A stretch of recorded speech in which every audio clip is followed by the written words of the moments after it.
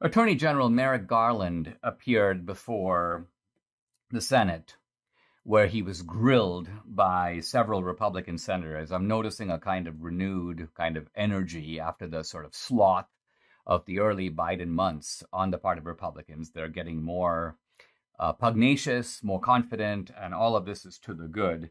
And they were grilling Garland on this idea of using the FBI, the intelligence agencies, the police, to do surveillance and monitoring of parents who supposedly pose a threat to school boards and teachers by trying to be more outspoken, more active, block critical race theory, go against the idea of transgender bathrooms and all kinds of propaganda that their kids are subjected to. So Garland is trying to militarize this. He's trying to turn this into essentially, you may say, a federal case. Now, in the hearing, Marsha Blackburn asked, I think very tellingly, would you honestly put parents in the same category as Timothy McVeigh? Boom. Garland, of course, this is a guy who just wriggles and doesn't say much. John Cornyn, he goes, listen, the National School Board Association has essentially withdrawn the letter that they sent you asking you to do this. They got major pushback. A number of the local associations, the state associations in 13 states said, listen, we never saw this. We had nothing to do with it. Some of the associations, by the way, have pulled out of the National School Board Association. They've essentially quit the institution. And so the National School Board goes, oh, yeah, you know what? We were sorry. We didn't consult you. They issued a kind of retraction. But even though they issued the retraction, Garland is pushing forward. Now, this is very interesting because it seems that 2 days after this letter was sent by the National School Board Association, the group's president, Viola Garcia, was given a federal appointment by the Biden administration. In other words, it looks like they put her up to it. They basically said, we'll reward you with an appointment, a federal appointment, if you do this for us. And so she obliged. So in a weird way, what Garland is doing is taking action in response to a kind of provocation or letter that he may well have helped to write. That's the story. The government is creating the, quote, report that leads to the action that it wants to take anyway.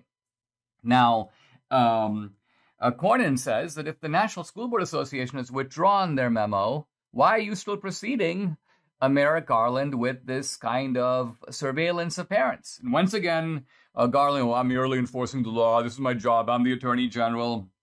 Josh Hawley then gets to specific things, specific crimes that parents can be charged with. And listen to this, one of them, you can be prosecuted, parents can be supposedly, for using Facebook to, quote, cause emotional distress to teachers or school board members. Think about this. Think about the idea of prosecuting parents for this. And Garland, of course, again, he plays dumb. He goes, I haven't seen that memo.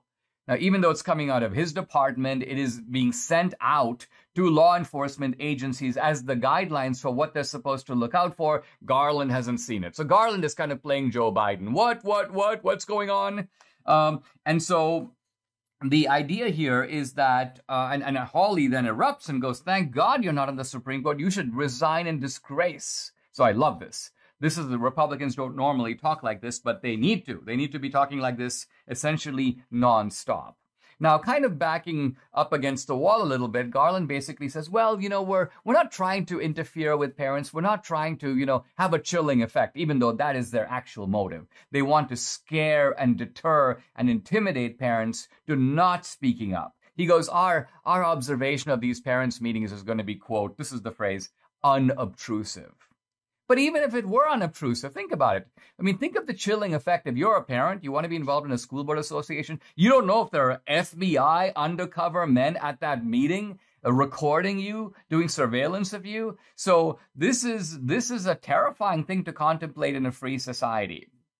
And then, how unobtrusive are they really? Here's Stacey Langton. This, by the way, is an active Virginia mom who's been very outspoken against some of this sort of school indoctrination. And Stacey Langton reports that she went to a school board meeting last night and there was a heavy federal presence. She actually posts photographs of police cars that are there. She says there was even a helicopter circling overhead, and there were DHS, Department of Homeland Security vehicles there.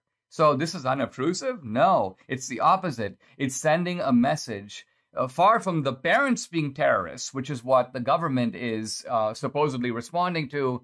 It is the government that is trying to terrorize the parents into submission. The terror is coming from the state, not from parents who are trying to protect their own children. This is the insidious America that we live in now. It's being driven self-consciously by the Biden administration and its henchman, Merrick Garland.